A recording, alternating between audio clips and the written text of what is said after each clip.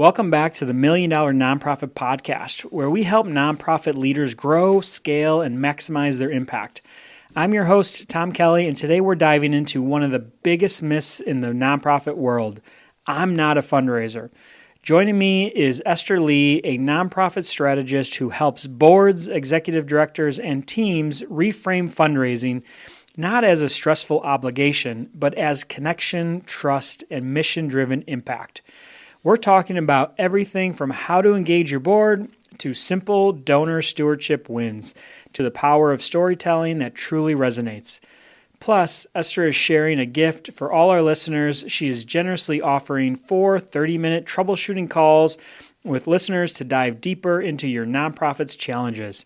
If you're ready to rethink fundraising, empower your team, and make your mission matter even more, this episode is for you. So let's dive in. Esther, thank you so much for being on this episode of the Million Dollar Nonprofit Podcast.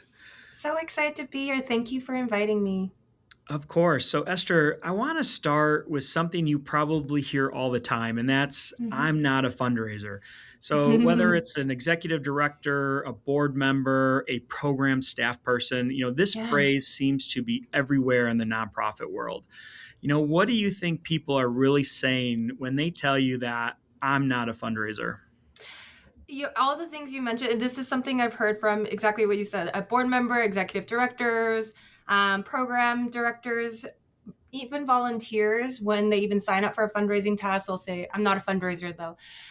Usually when I hear people say that, the first thing I think about is, do they think fundraising is just about the ask? Or do they think that I think they have access to really wealthy friends or connections that I'm trying to shake them down for? That's usually the assumption people are making about fundraising. It's just that it's all about the money and that I'm just trying to access their capital or their friends' capital or their business connections and basically just try and get their money from them. That is a really big myth that we need to dispel in the nonprofit sector. Like, fundraising really is about cultivating trust and engaging people and connecting people to causes they care about and, achieving a shared goal and mission.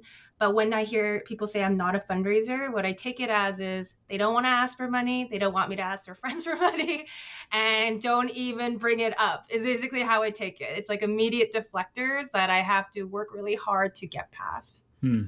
So when someone realizes like, oh, wait, I've actually been fundraising this whole time, what usually clicks for them? Like, what is the moment of that recognition?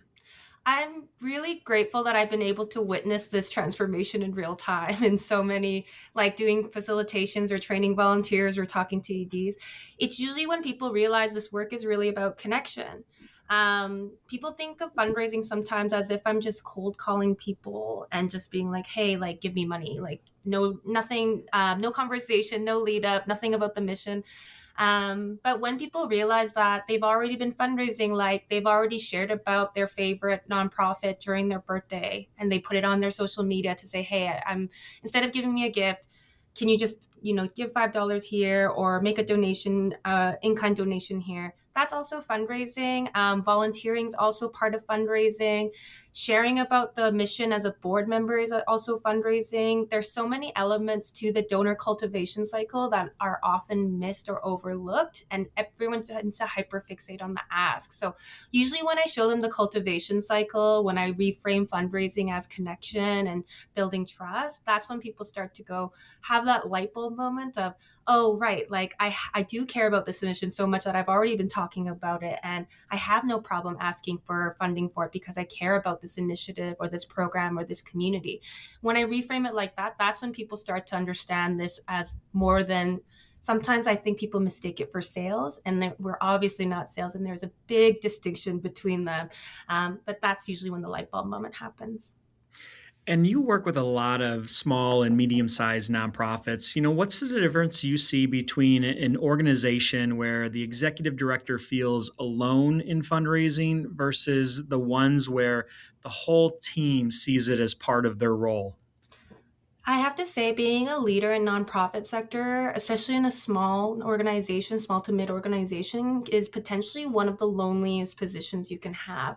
You often carry the weight of the responsibility of hitting your metrics and revenue goals and making sure everybody's cared for.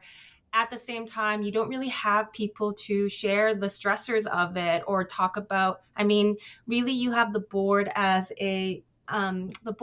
your boss, so you can't really complain to them. You can't complain to your juniors because they're all looking to you for answers. It can be extremely lonely. So if you're a nonprofit leader of a small organization right now, just want you know you're absolutely not alone. There's other EDs out there. There's other fundraisers, other folks that you can connect to and just commiserate a little bit.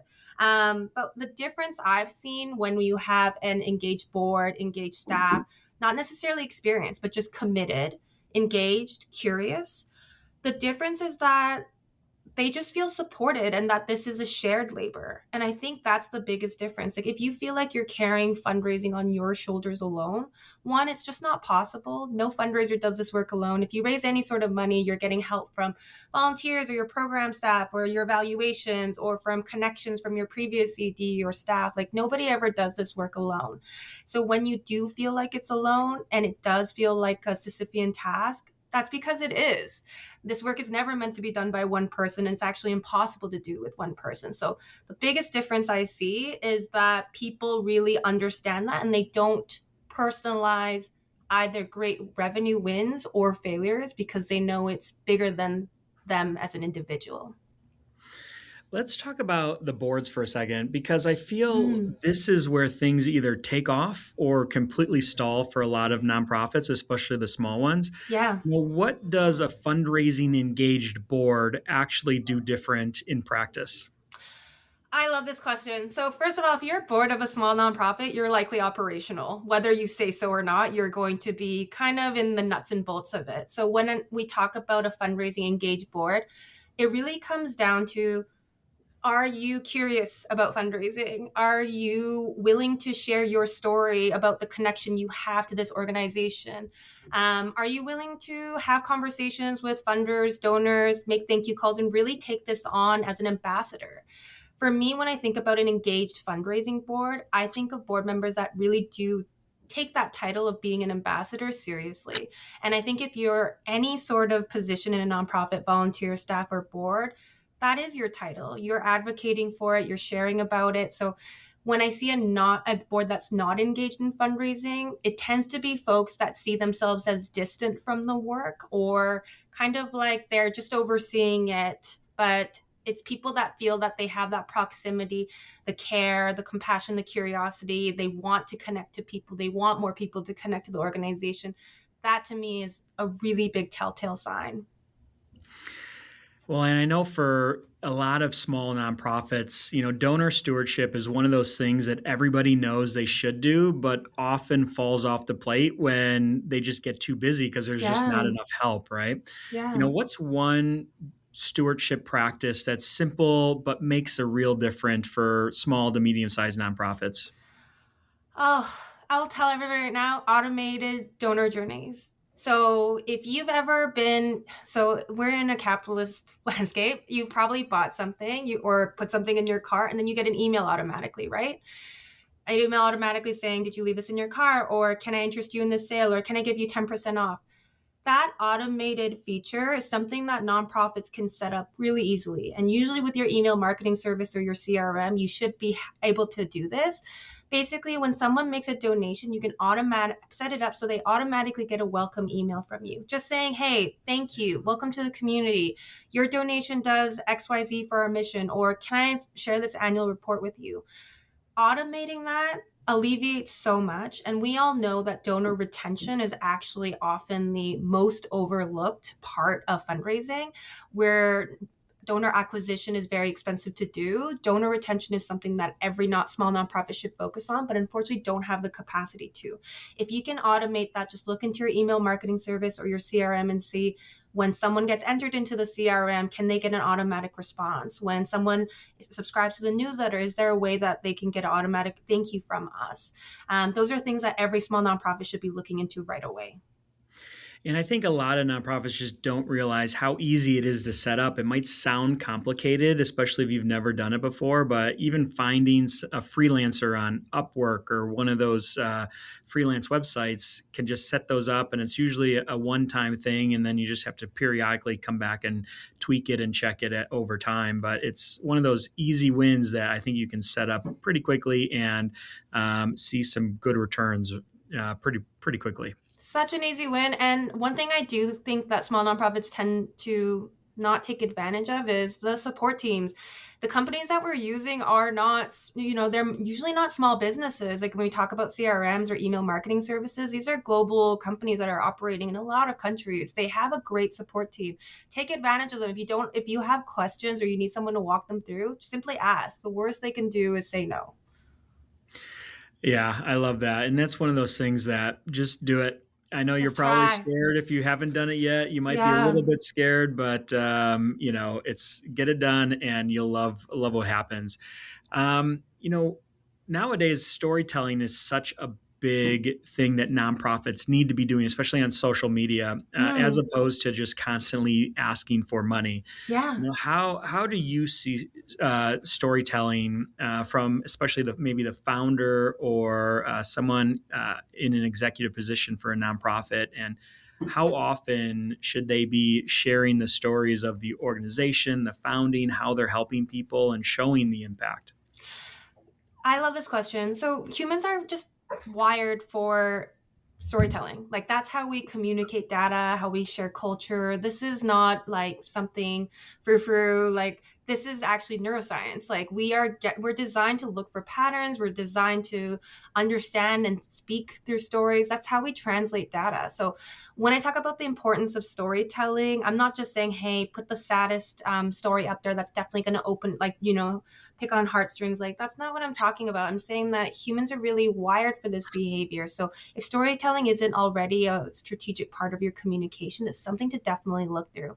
One study that I always reference is there was a Stanford study where someone was talking about criminal justice. I believe it was a professor, and he gave this long speech and lecture.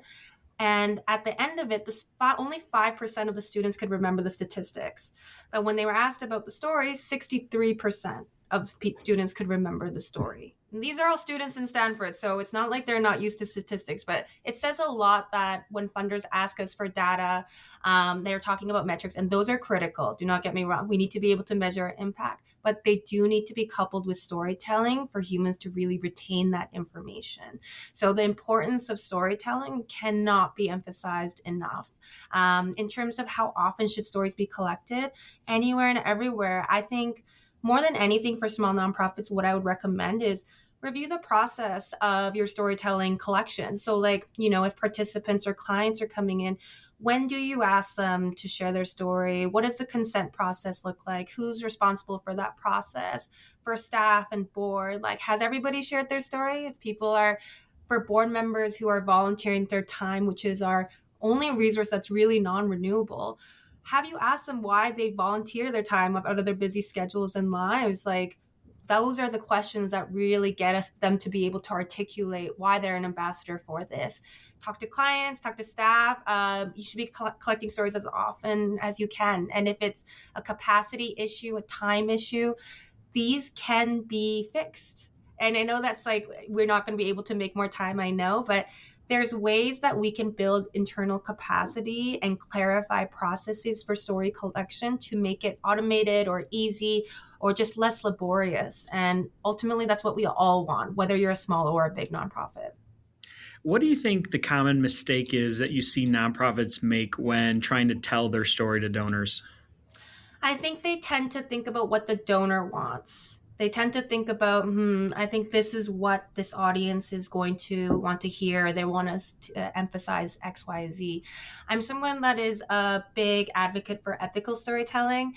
Someone that thinks that the way nonprofits has generally done storytelling is usually really extractive or positions donors as a savior. You don't have to do it like that. If you are really clear and intentional about the process from asking for the story, about the questions that you're asking, about the consent process and making sure it's informed, transparent, and ongoing, These stories are authentic. They're driven. They hold the complexity of humanity. I come from a women's shelter where this idea of what does it mean to be a perfect survivor was something that a lot of nonprofits that were in the same sector as me tended to perpetuate. This idea of someone that happened to be in an abusive situation, but survivor stories can be really complex. Humans are complex. And the more we share these stories out, the more we have a responsibility to do that, the more that we'll be able to want to help each other, not because they fit this idea of what a perfect or respectable person in need is, but because we're human and we should be helping each other. So it's not just a moral obligation to me. It's also really feels like it's just efficient, effective. It feels like this is how we learn to care for each other. Well, and I think you hit the nail on the head with authenticity, right? When you're authentic about your story, and every story doesn't have to be great, like No. people want to hear what went wrong, like how can Yes. they maybe fix it, maybe they can give some advice, maybe that's how they can use their money to help fix a bad situation. And I think people can really, especially nowadays, they can see when you're not being authentic with kind of the stories that you're telling them. And you're right, it's not all about just asking for money. It's telling the story of where the money went. What good did it do? What did it not do? What can we do better next time? Yeah. People want to know everything: the good, the bad, and the ugly. Absolutely. And that goes for fundraisers too. I think when we talk about building trust is not just showing one polished version of myself. Building trust is me showing all the vulnerable parts too, all the awkward parts, the messy parts. That's how you build intimacy. That's how you build trust. That's how I get to say, hey, like I'm looking for a partner that wants to sit in this mess of, say, a complex issue like homelessness or food insecurity. These are not easily made into a soundbite. These are going to be complicated stories, complicated systemic issues, but I want people that are here for the whole journey and not just for one bit of it. Yeah, I love that. If you're talking, or when you're talking with board members who generally want to help, but like freeze up at the idea of like making that ask, Yeah. what would you tell them if they could, that they could do instead that would still move the needle a little bit? Write a thank you card, call a donor. Like I said, board members often don't understand the power they hold as a volunteer. There's a local queer organization that I donate to, and every year I get a handwritten card from the board chair, just saying thank you so much. It really means so much for you to be a monthly donor. My monthly donation is $10, I think, but no, every year I'm consistently impressed as a fundraiser that their board takes the time to do this. And I'm someone that's in this sector, understands and has seen all of the stewardship tactics. But when I see board members make a call, say a donation, even just stand with their ED or fundraiser during a tour, that says a lot to me as a donor to say someone volunteer their time, take time out of their schedule to do that. So if you're like, I don't want to be in the room with the ask, I want nothing to do with that, just understand the power you hold as a volunteer and think about what you can do with that. So, can you support them in other ways? Can you take off the stewardship piece? Can you think about connections you have to companies that might have a matching gift or people in your network? If it's just doing the intro, that is an amazing thing to do to support your organization with fundraising. Do not underestimate that or dismiss it, which is often what I see board members do. They say, I can't make the ask, so I'm useless at fundraising. Absolutely not. There is so much more to fundraising than the ask. And believe me, I will take over the ask. I have no problem with it. Someone in your organization won't have an issue with it. What we need is your connection to people, your title as an ambassador for the organization. We need you to leverage that and build confidence in that. Before we wrap up, what's one myth about fundraising that you wish you could demolish forever? There's so many. hmm. If there's one myth that I could dispel for nonprofits, I think that we can do fundraising in a way that centers the community we serve and does it in a way that honors their power and autonomy. And I think that the sector as it is and the nonprofit industrial complex as it is has been built in a way that tries to make us think it's not possible, tries to make us think that we get the most money when we put out these extractive stories that feel like we're position the donor as a savior. Unfortunately, it's effective. But unfortunately, it's effective, but we need the money, so we're going to do that.